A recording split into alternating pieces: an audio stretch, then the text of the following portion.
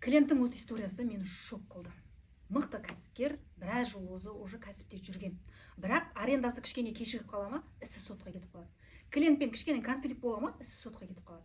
Жоқ жерден ісінің барлығы, яғни деласының барлығы сотқа кетіп қалады. И терапияның түсіп түбіне барған кезде, оказывается, бұл кішкентай кезінде 7 жаста болған, и мамасы мен әкесін подстава жасап біреулер соттатып жібереді. И мамасы мен еріп бұл түрмеге барады. Түрмені барып, ана жердені білесіздер да, состояние ужасно. Содан ана қыздың басында шок болады, и шоктан ол сценарий жазылады.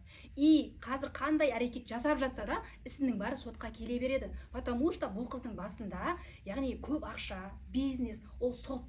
Яғни көп ақша тең сот деп жазылып қалған ғой, представляете? Когда осы сценарийді біз үзген кезде, ол қызда уже келіп тұрған соттың қағазы уже сол бір жарты сағаттың ішінде просто шешіліп кетті да. Егер сенде де бір негативті историялар қайталана беретін болса, онда маған директке разбор деп жаз, мен саған бесплатный 10 минуттық тегін разборымды беремін.